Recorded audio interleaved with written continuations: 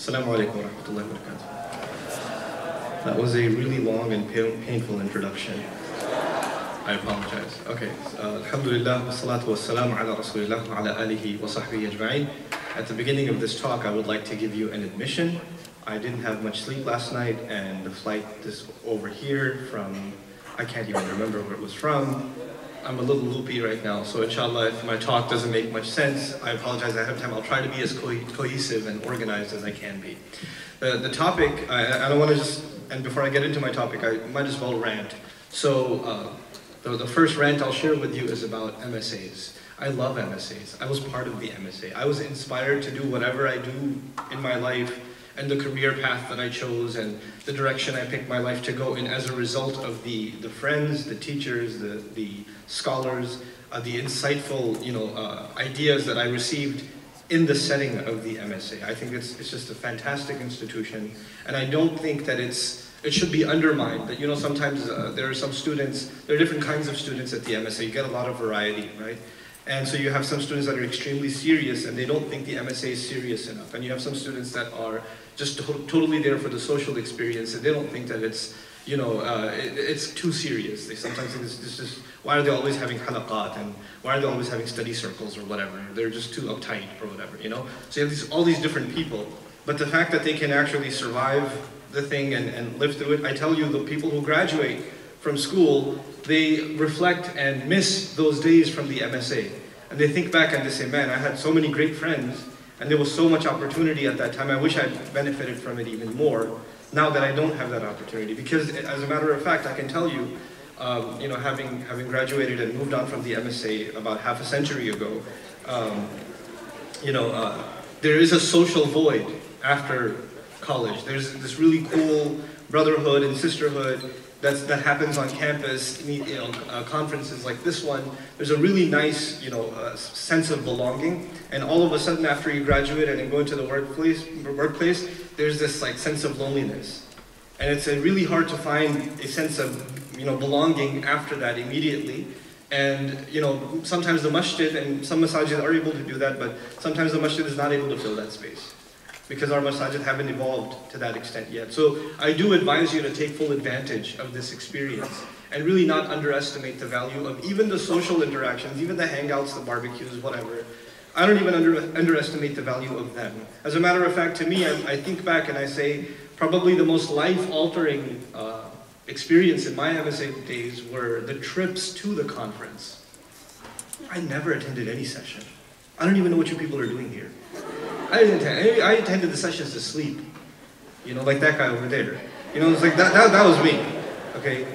But it was just the conversations with brothers, just getting out of your mold. You're not in your normal scene anymore.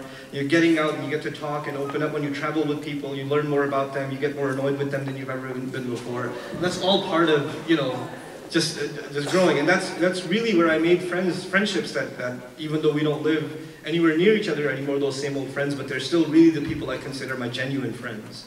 The ones that I spent that kind of time with. And I make dua that Allah gives you those kinds of friends in your days in college, inshallah.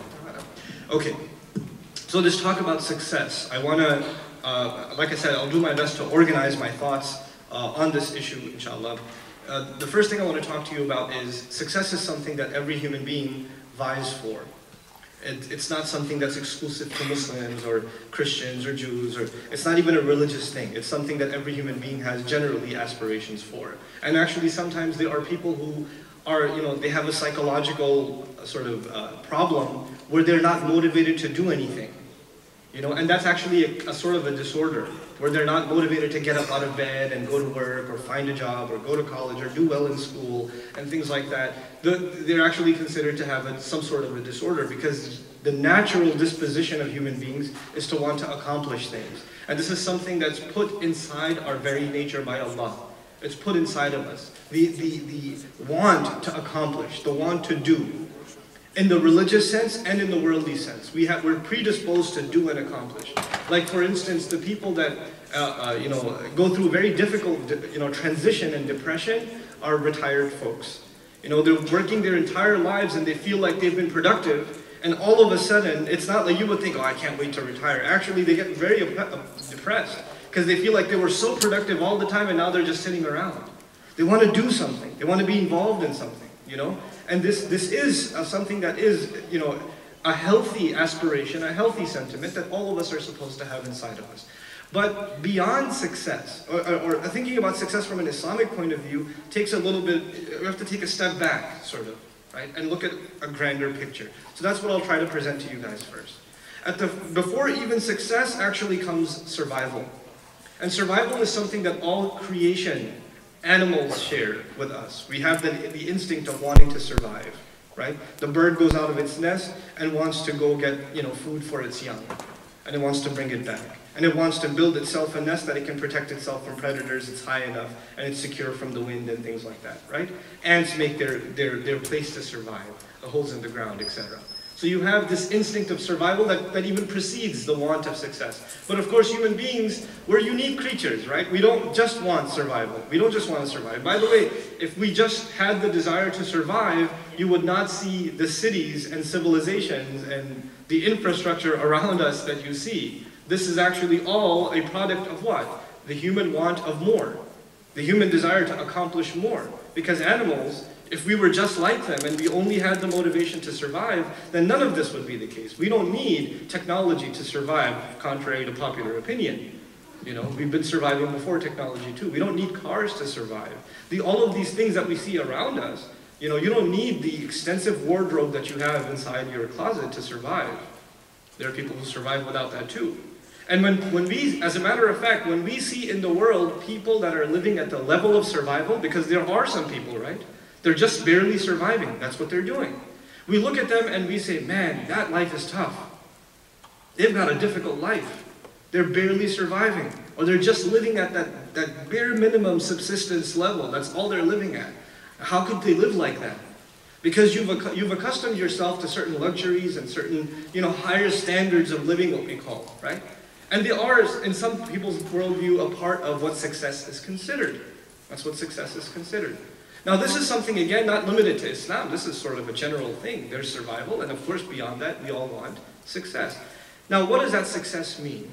What that success means for, you know, the masses of people, most people, not all people, but most people, it actually means that they have certain hopes for themselves, and they're hoping to accomplish them within a given deadline. So by the time I'm 30, I hope to own a house. By the time I'm, you know, 40, I hope to have this much savings. I want to have, you know, children. I want to have this or that. You may have a different list of wants that you have. By the time I'm 25, I'd like to get married, or even sooner. By the time this happens, you have financial goals, you have educational goals, you have career goals. And people have, even if you haven't written those out and you've timelined them, something's in your head about, yeah, I'd love to live over there. I'd like to have that kind of car. You know, the guys are driving by, the car drives by, and you don't have to say it, but the fact that you waited until it disappeared from the street, and you just kind of your eyes wouldn't get off of it, you know, the car that you really like, that just means that you have an aspiration to have that car. You're driving by a nice neighborhood and you see a house by the beach, and you see a lot of those in this town, right? You're like, oh. And for a few seconds, you imagine yourself living there. It just happens. Why? Because these are parts of human aspiration. And most people have that. Most people have at least the aspiration to attain certain worldly things, you know, to acquire them in life, and they're working towards it. Like you guys are going to school, so obviously you have an aspiration to graduate on time or early. You have the aspiration to go into continuing studies, perhaps. You have the aspiration to get an internship so you can get your feet wet and get into the workforce, etc., etc. You know, you have some worries about the job market being tough nowadays. You have those things, you have those concerns. And you're working to, you know, to meet every standard and landmark and milestone of success that there is. And if you're Desi, your life is particularly difficult because no matter what you accomplish, you will be a failure in the eyes of your parents. Sorry, but you know. I think to myself, you know, Salman Khan, not the actor, the guy from Khan Academy. And the guy from Khan Academy, Salman Khan, I imagine his parents telling him, why couldn't you just get a real job? Like, you know, total Desi thing to say, you know. So anyhow, so, you know, this is most people. Then there are some people, this is level 2 now, a step above. There are people who say, yeah, I want to accomplish some things for myself, but actually I'd like to do something for my neighborhood. I like to do something for my community. I like to do something for, I see a problem in my town, or I see a problem in my vicinity. I see there's one area I'm concerned about, it bothers me, and I want to work towards that, I want to help that cause. And that may be an environmental cause. That may be, you want to put a stop sign at the street, you think it's dangerous, you become an activist for that. You want to improve the school district.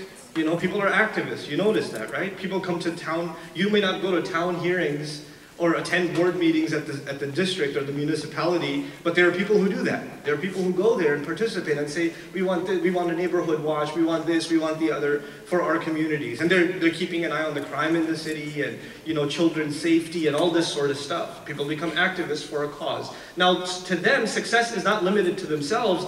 They see success as some sort of improvement to society, right?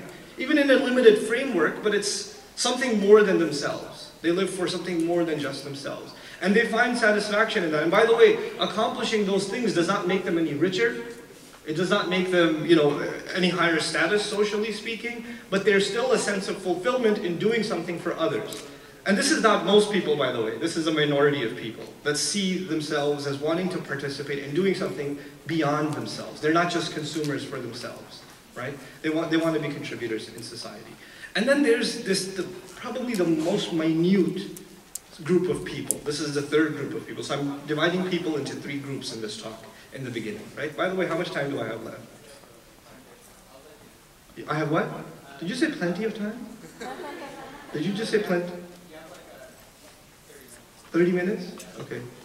All right. Okay. Sit over there, and when there's 5 minutes left, just go like that. Okay. Don't give me the paper. No, paper. Sit over there and just do that. Yeah. Okay. And the paper thing just throws me off. I forget where I am. I have complete amnesia when I see the paper. 5 minutes. And MSA staple, always put a smiley face on the 5 minutes. What is that? Where did you learn that from? Anyway, and there's one on yours. I know it. Okay. So anyway, what was I talking about? Something about Ibrahim alayhi salam or something? What was I saying? How many kinds of people? 3 kinds of people. Desis, Arabs. No. How many kinds of people? People that aspire to do something for themselves, they have aspirations. People that aspire to do something for community.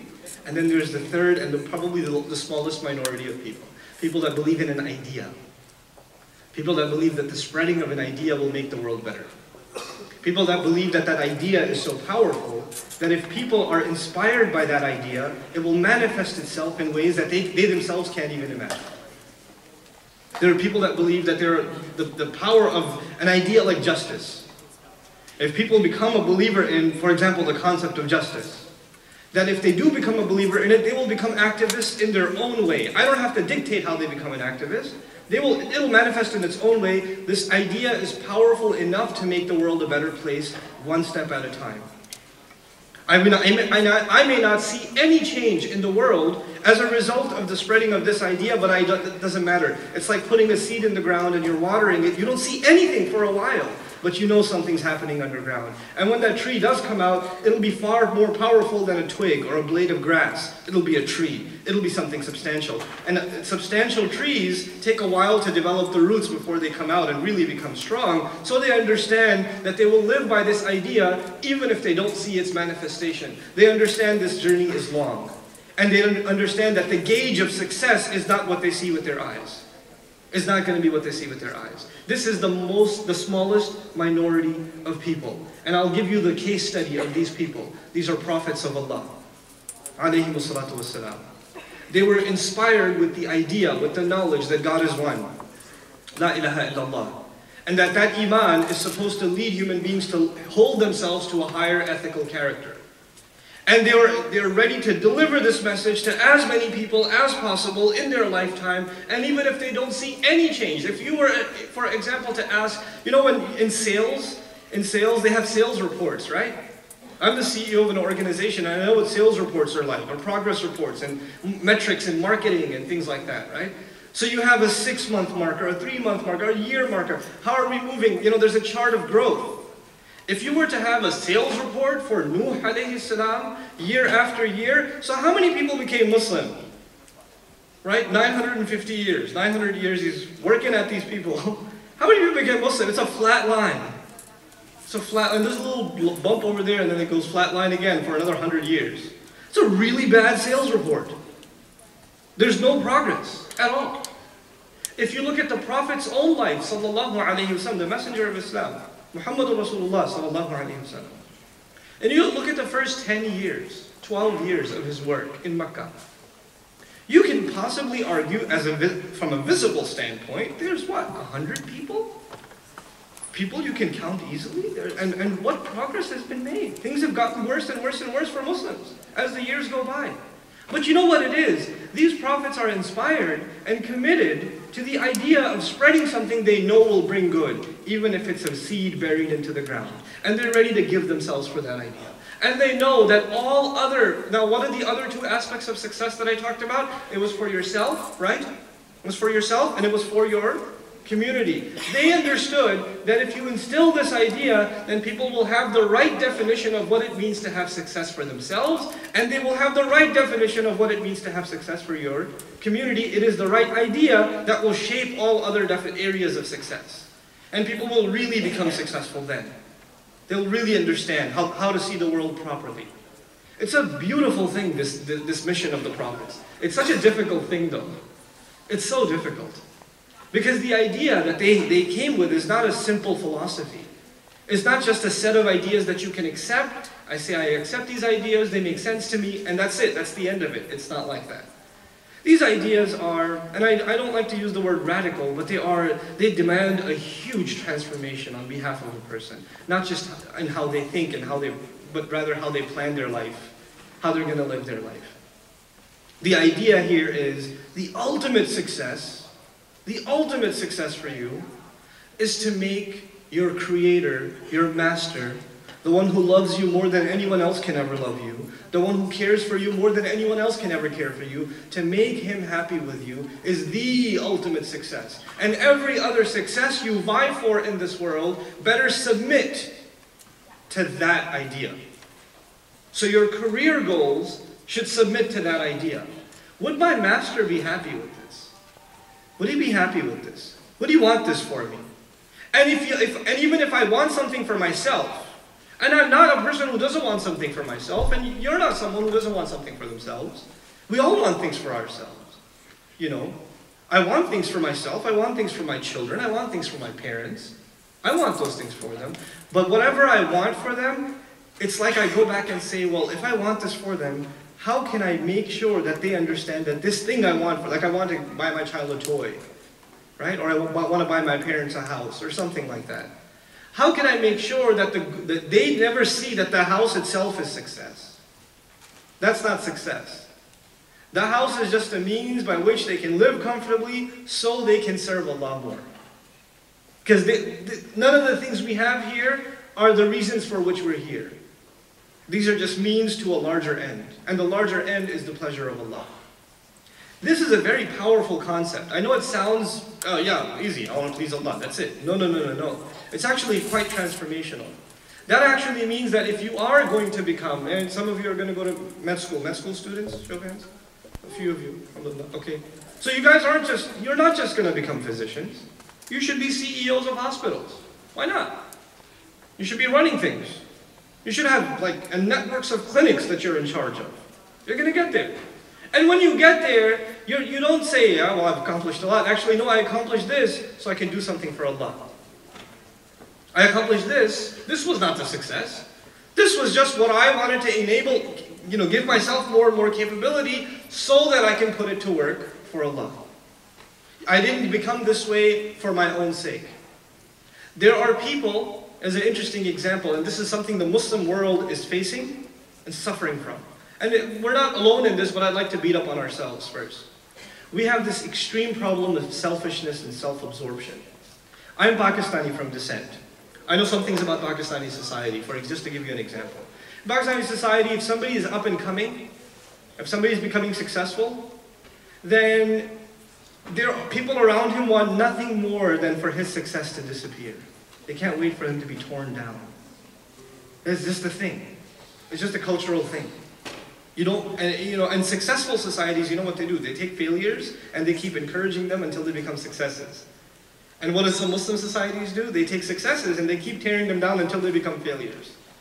Right? They can't see other people coming up. Why? Because there's this thing, if I can't have it, why should he? Everybody's out for themselves. Politicians in the Muslim world, business people in the Muslim world, cheating the monies of people.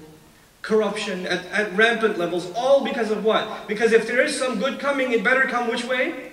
My way. And if it comes my way, it's not because I will do something else with it, no, it's for myself. It is for myself. I will amass so much wealth, stealing from the taxes, stealing from the monies of the poor, and I will make so many mansions and property, I'll buy entire islands. I will do that not because I can even if I spend 10 minutes in every room I own, I won't be able to see all my rooms that I own, all the properties that I own, but that doesn't matter. I'm just here for me. And compare that to the sentiment of some others who care about their nation. I'm really inspired by this one story. Under Mughal rule, India was ruled by the Mughals. And one of the Mughal rulers, his son got extremely sick. And these were Muslim rulers, they lived in abundant wealth. And he's trying to get physicians to help out his son, and he can't find anyone. He can't find anybody. So he actually calls for a physician from England. And so the physician is imported from England, chubby guy, treats his son. After a couple of weeks, the son is improving. So the ruler is so happy with the physician, he says, he's kind of chunky guy, so they say, weigh him and give him his weight in gold. That was how he was going to pay the physician. And the physician turns around and says, I don't want that gold. How about this? How about you open ports at your nation, the seaports, for trade with my country? If you can do that for me, I'm happy. So which Muslim would do that? Like, let me help my people, instead of making some money for myself. You think, you see?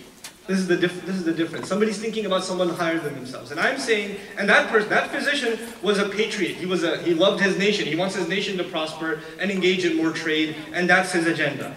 But for us, our agenda is serving Allah. It's even higher than an allegiance to people. And through serving Allah, we just want what's good for people. We just want what's good for people. What does Islam really want? And how are we going to give Islam, this powerful idea, to the world? That's what I want to share with you today in the last bit. If we can instill this idea, and if all of you can own this idea, I am confident that you are going to be successful people, inshallah ta'ala. So here's what it is. The Messenger of Allah, sallallahu alayhi wa sallam, received revelation at what age? 40. At the age of 40. Before that age, was he involved in his community?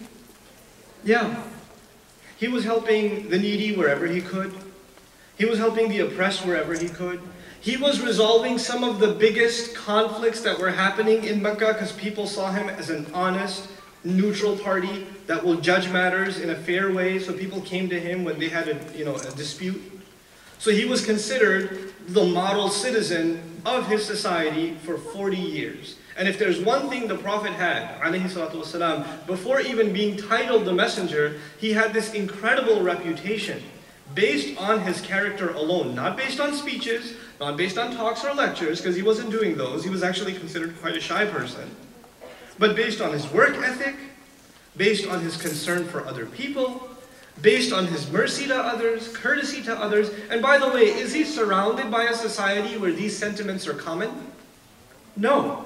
So he's surrounded by a very corrupt society, and he himself is, you could think of like one of the very few, if not the only nice guy. He's what that is in that society. And people like that are still around, and people think these people are naive. Why don't you be like everybody else? Why are you so naive? You think the world's a good place. People that do good, they don't accomplish anything, people tell them.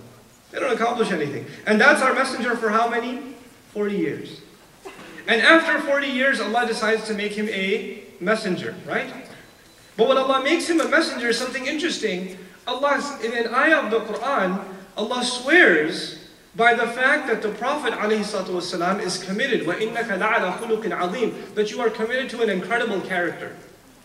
You are committed to an incredible character. You know what we're learning? The validity of the message of Islam was rooted, the base of it was the character of the Prophet ﷺ, his credibility, his character, his ethical standards that were already there before he became a messenger. And Allah quotes the first 40 years.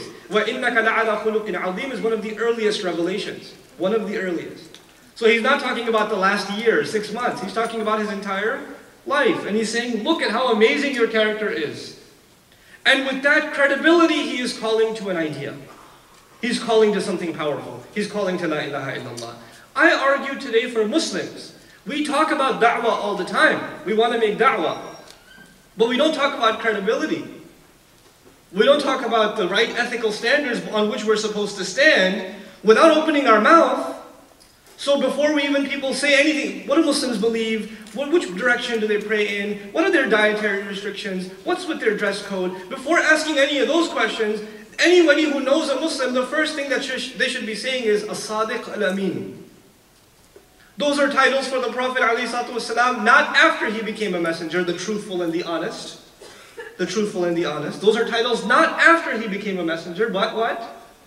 Before he became a messenger. Those two titles mean that he has credibility when he presents the message of Islam. You guys, the young, you are responsible to present the message of Islam to the world, but you will not be able to do so until we're standing on the footing of what? Of credibility, of truthfulness and honesty. When you hold yourselves to higher standards, the world is corrupt. The industries that you are going to join have corruption. The medical industry has corruption. The engineering industry has corruption. The corporate environment has corruption.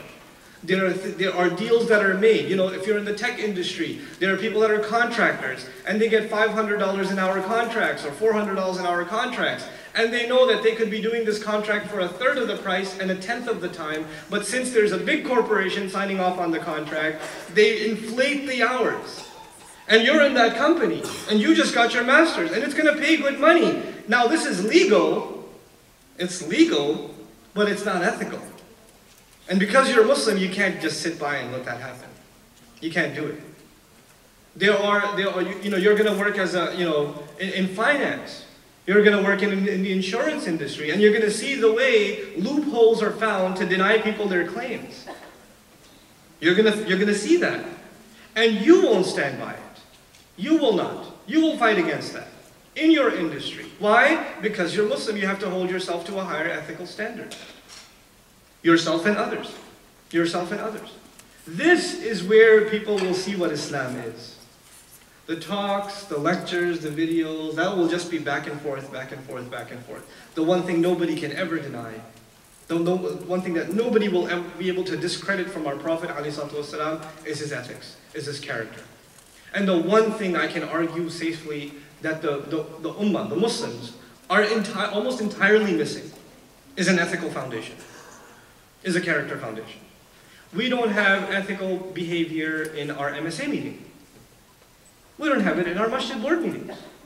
We don't have it in our households. We don't even have ethical interactions when we're dealing, marriage proposals. We don't even have ethical interactions in marriage proposals. So the boy's family will lie about the boy and how he's a good, and they know he's got a drinking problem, and they'll still lie about it. This is highly unethical. This is, and because they think that marrying the right girl, it'll fix all his problems. No, you're just going to ruin her life. That's what you're going to do. But this is what's happening. This is the reality of Muslims. And we're in a sad state when it comes to this. So when I say we're going to go on a campaign to instill success into the Muslim youth, I want all of you to be successful. Well, to have success, to build this tree, you got to plant that seed. And that seed is, and before we become people of La ilaha illallah, we have to become decent human beings. Common human decency, it needs to be revived. Courtesy needs to be revived. It is at the heart of Islam. What Allah Azza wa Jal tells us, what Allah tells us in the Quran about Islamic laws. I've said this in multiple talks now, but I think it's an idea worth spreading. And it's important for all of you to understand.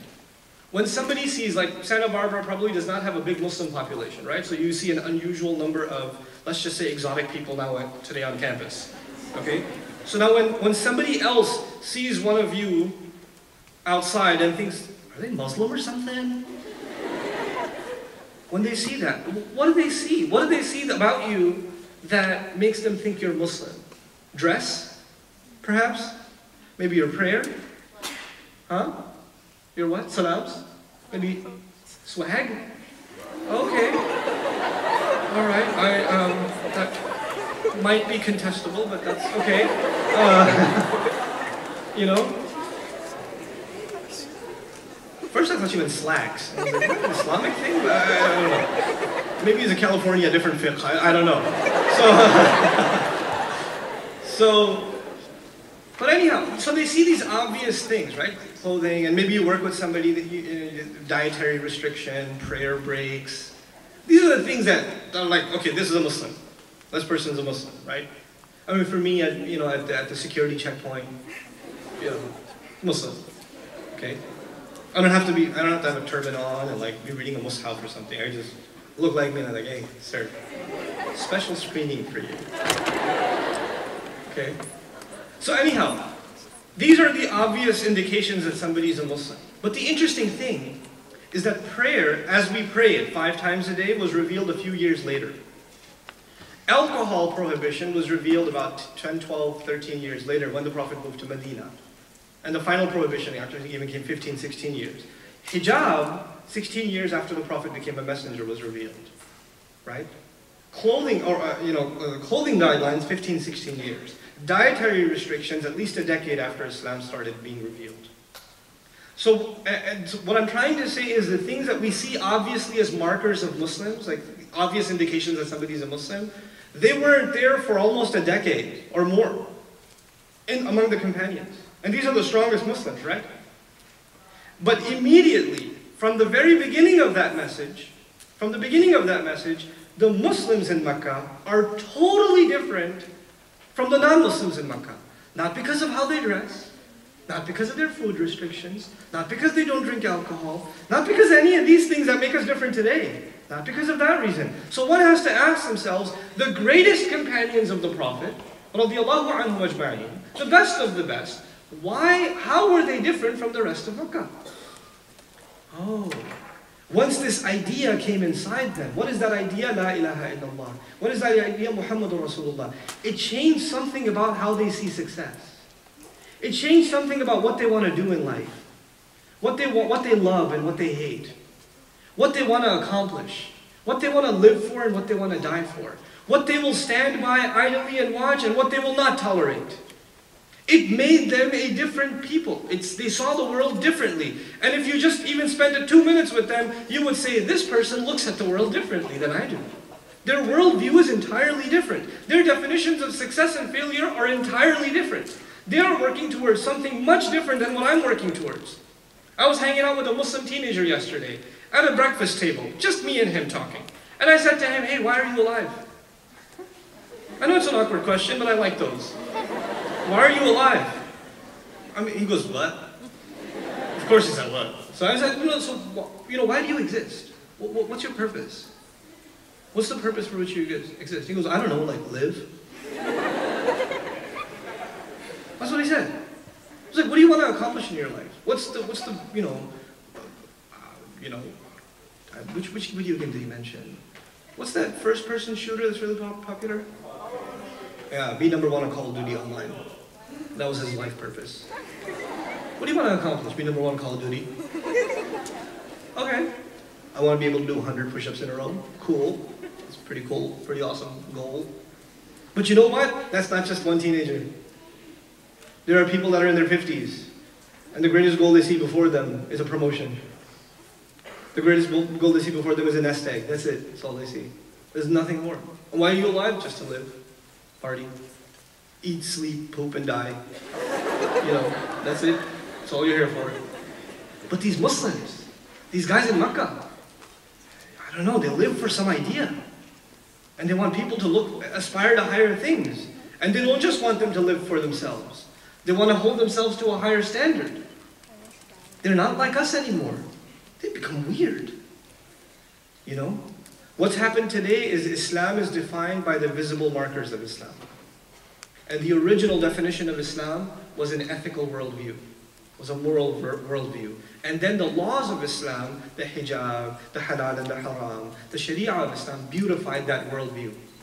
Now what we have left is an emphasis on the laws with a de-emphasis on the foundation on which those laws are built, the ethical foundations. It's just gone. Or very little of it remains. And this is what your role is going to be. Your role is going to be to hold yourselves to a higher standard, and therefore ask the world to hold themselves to a higher standard. That is what you're going to do. And the way you're going to do, every one of you is going to be a warrior in their own way. You're going to be an activist in your own cause, in your own field. That's how it's going to happen. So at the end of all of this, I just want to share with you how Allah lets us remain successful, or how He keeps us, because sometimes you can lose focus, right? Sometimes for example, you guys joined the MSA. In the beginning, you had these lofty goals, what you're going to do. About a year in, you don't even know what you're doing there anymore. It's just mechanical. When you first started praying, it was a spiritual experience. Now it's just become cardiovascular exercise. You do something for a while, and you don't even know why you're doing it anymore. You lose sense of purpose. And when you lose sense of purpose, you need something like a convention. You need something like a get-together and say, okay, let's remind ourselves why we're doing this, right? You need to pick me up. And that pick me up originally is actually the salat. The salat forces the believer to stand in front of Allah and remind himself that one day his success or failure is going to be judged. إِيَّاكَ نَعْبُدُ وَإِيَّاكَ نَسْتَعِينُ اهْدِنَا الصِّرَاطَ الْمُسْتَقِيمُ. Guide us to the straight path. Guide us, because that day is coming where I don't want to be al-maghdub alayhim, I don't want to be al-dhalleen. I know you're Maliki Yawmiddin. I know I'm heading that way. I'm on a path, I'm on a journey. I realize that. And then you recite a portion of the Quran that's supposed to give you purpose. That's what it's supposed to do. That's what prayer is supposed to do. I personally see, and I don't think it's an oversimplification, a revival of prayer. A real revival of prayer in your personal life, and really engaging with the Quran as you should, you're guaranteed success. You're guaranteed success. Prayer itself does not guarantee success. But real prayer, oh man, you are guaranteed success. قَدْ أَفْلَحَ الْمُؤْمِنُونَ الَّذِينَ هُمْ فِي صَلَاتِهِمْ خَاشِعُونَ لَمْ يَقُلْ الَّذِينَ هُمْ يُصَلُّونَ. He didn't say in Quran, the true believers have already attained success, the ones who pray. No, he said the true believers have already attained success. Those who, when it comes to their prayers, are incredibly humbled, overwhelmed, overpowered by the message that they themselves are reciting. What they're saying from Allah's words overwhelms them. They're standing in front of Allah talking to Him, reciting His word. And it moves them, it makes them think. It inspires them. And that's what you have to do for your personal selves. Your salat is good, everything will be good. Your salat is no good, it'll show in everything else. It'll show in everything else. Fix your salat. Nobody else will fix it for you. You have to fix it for yourself. That is the seed of success. And by the way, the rest of the ayah, the rest of the passage, I won't explain the passage to you, I'm wrapping up, but I want to show you what this does. I'm arguing that salat, because it connects you to the Quran, gives you a sense of higher purpose, right? That's what I'm arguing. What does Allah say right after that? وَالَّذِينَ هُمْ عَنِ اللَّغْوِ مُعْرِضُونَ. They stay away from useless activity. Why would somebody stay away from useless activity? Because they found themselves a sense of what? Purpose. You have a purpose. You have an exam tomorrow. You have a purpose. You have a project you have to finish. Are you going to just sit around? No, you're going to be working. Your friends are going, hey, you want to get some pizza? No, I got an exam. You want to go play some ball? No, bro, I got a project to finish. You won't, because there's a purpose in front of you. Salat gives you purpose, which leaves you not to be able to waste your time. Oh, why am I talking to the youth about wasting time? They don't ever waste time. You guys. Efficiency.com. Right? You guys are the example of efficiency. He says if your prayer is fixed, what's the first thing that's going to happen? You'll find yourself not wasting your time anymore. It's awesome. وَالَّذِينَ هُمْ لِلزَّكَاةِ فَاعِلُونَ. Then they're constantly working on cleansing themselves. When you stop wasting your time, you realize what you're doing, some things you're doing are no good, and you have to refine your behavior. So you start working on refining your schedule, and refining your activities, and becoming more and more productive. وَالَّذِينَ هُمْ لِلزَّكَاةِ فَاعِلُونَ وَالَّذِينَ هُمْ لِفُرُوجِهِمْ حَافِظُونَ. And they guard their privates, which actually means they guard their shame. Because when you work for Islam and you have a sense of purpose, there's one thing that you cannot undistract yourself from, and that is temptation. That is attraction to the opposite gender. It's impossible for you to undo that.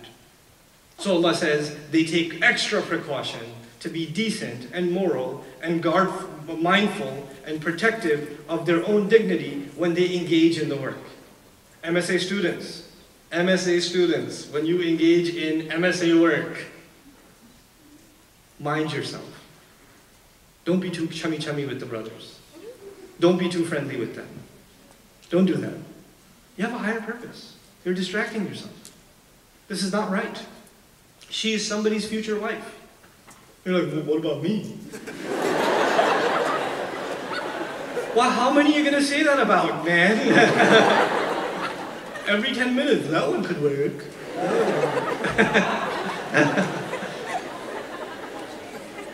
No.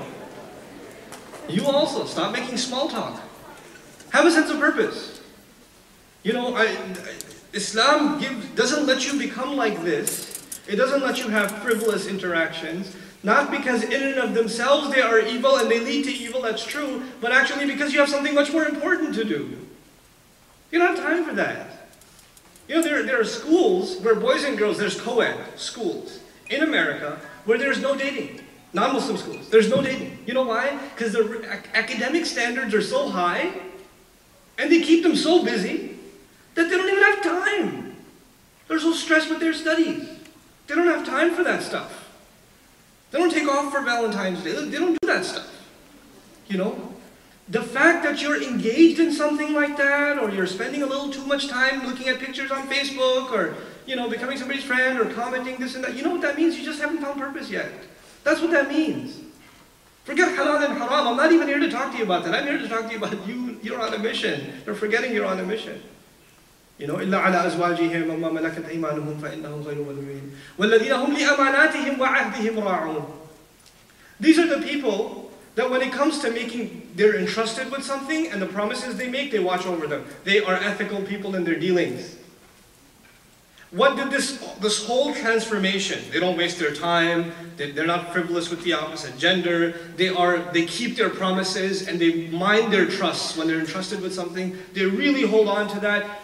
Where did this all begin? What was the thing that started this off? What refreshes them to constantly stay on point? Salat. Salat. وَالَّذِينَ هُمْ لِأَمَانَاتِهِمْ وَعَهْدِهِمْ رَاعُونَ وَالَّذِينَ هُمْ عَلَى صَلَوَاتِهِمْ يُحَافِظُونَ. Those are the people that when it comes to their prayers, they guard them. Because the prayers lead to everything else in success. So they go out of their way to make sure I can compromise this meeting, I can compromise that game, I can compromise anything, I will not compromise my prayer. I can't because I know what it means for my success in life. That's what it means. And then Allah says, أُولَٰئِكَ هُمُ الْوَارِثُونَ الَّذِينَ يَرِثُونَ الْفِرْدَوْسَ. These are the people that inherit paradise. The highest level of paradise. These are the successful people. These people are successful. There are thousands of dollars paid to seminars that are about success. Self-help seminars, success seminars, entrepreneur seminars, where somebody says, I've made $1 million in 2 months. Let me tell you how you can do it. Pay me $3,000 and come attend my success seminar. What he will tell you there is, I've been selling success seminars and that is my success. You know? But anyway, people go there, pay lots of money to go listen to how they can become a success, and at the end of the day, you know what he's saying? I need you to get up in the morning, and I want you to pay attention. And I want you to focus and not waste your time, and stay on point. And I'm talking like that because I live in Texas. Okay? That's how my barber talks, technically. Okay? He'll tell you just this stuff, mind your time, don't waste your time, stay on target, everything you do has to have a purpose, etc., etc. Allah already told us all of that. And you don't need a seminar, you just need salat to remind you, to refresh you. But if salat is real, if your salat is a joke, then none of this even begins. None of this begins. This process doesn't even begin. These are successful people. You, inshaAllah ta'ala, will be successful people if you make prayer a priority. If with that mindset you read these ayat of Surah Al-Mu'minun. Because these ayat of Surah Al-Mu'minun they really are a blueprint for success. As I leave you, I'll leave you with a rant again. This one's a silly rant, but that's okay. It's an MSA, you guys can take it. So I've been involved with MSAs for many, many, many, many years. And MSA conferences, whether they're in the Midwest of the United States, whether they're in the East Coast of the United States, or the West Coast, it doesn't even matter. There's one common thing. So they make these elaborate programs, right, for the speakers. And they have these really like funky titles for the talks. Like Blueprint from the Divine. Right? They have these titles like that. Like, do you talk like that to each other? Hey bro, how's the blueprint from the divine? Oh no, it's pretty good. Like, you don't do that. And then they write like an 8-paragraph description of the talk, right? And then they send that to the speakers, different speakers. This is the talk you're giving, it's called Blueprint for the Divine. And if the speaker was to come up and just read the description, their time would be over. They've written the entire speech for them. And what's funny is for the last 20 years, I don't know a single speaker who actually reads that stuff. We just come and do whatever we want. It's been like that.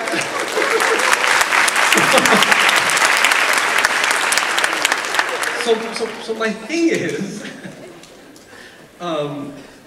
my suggestion, it's a humble suggestion, you don't have to take it, because I'm saying you could continue to write Blueprint for the Divine, or the, I don't know, I can't even remember some of those titles, but they're really good. Sometimes I write them down to just say to my kids, just to see what they'll say. What does that mean? I don't know, that's weird. Is that English? That's what they say. But you could keep things going the way they are, and that's fine, it's totally fine, because speakers will continue to come and do their own thing. That's totally fine. Or you could start actually putting normal titles. Like, how do we become successful? Hand, okay. Now the question is, time's up, yeah. Okay, how do we become successful? Or like, Islam stuff with Brother Noman, or, like, keep it simple,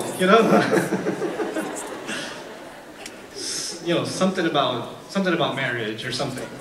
It's okay, just use titles that people actually use in life, instead of these elaborate, overly descriptive literary masterpieces that you write that, you have to, like, analyze them in literature class, etc.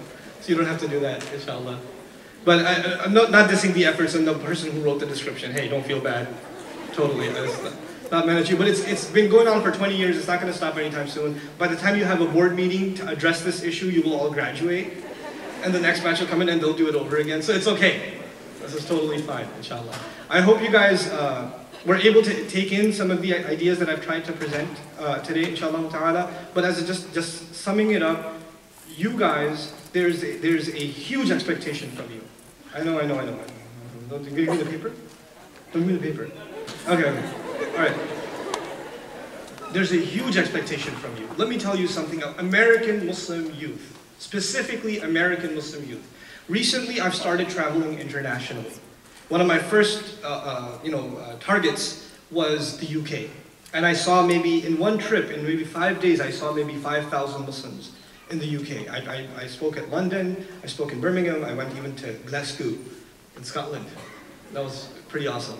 But anyway, so I met lots of Muslims. And let me tell you something. We are in a unique position in the United States. The entrepreneurial opportunities, the educational opportunities, the ni'mas, the blessings that Allah has given you, and the opportunities that Allah has given you are unparalleled anywhere in the world. And as a matter of fact, the eyes of Muslim youth are on you all over the world. What will you accomplish? What will you accomplish? You are not just living for yourselves. I know we're living in the ultimate consumer society. We are. We are living in the Amazon.com, Walmart society. That's what we're living. But you know what? You have to internalize that you are living for more than yourself. That Allah has given you more than so many others who are much more intelligent than you, much more talented than you, but Allah did not give them the opportunities He gave you because He expects great things from you. Not just for your own career, but for His deen, for the world. You're going to be the entrepreneurs. You're going to bring reform to so many things. You're going to make the world better in so many ways. And all of it inspired by that prayer you do every day. That's what you're going to do. And you really have to ask yourself, how are you going to accomplish that? What are you going to give the world? What is Allah going to do through you? Every one of you has to have that introspection. You are not the kind of people that are going to go to a guidance counselor in your junior year in college and say, I don't know what to graduate in. I don't know. I'm not sure. Not you. You have purpose. You've had purpose since 8th grade. You are driven. That's what you are, because you're people of La ilaha illallah. May Allah Azza wa Jal make you exceed the expectations that I and so many have of you. May Allah Azza wa Jal make you the pride of Islam, and through you show the world what Islam really looks like and how it can beautify this world. Barakallahu li wa lakum. Assalamu alaikum wa rahmatullahi wa barakatuh.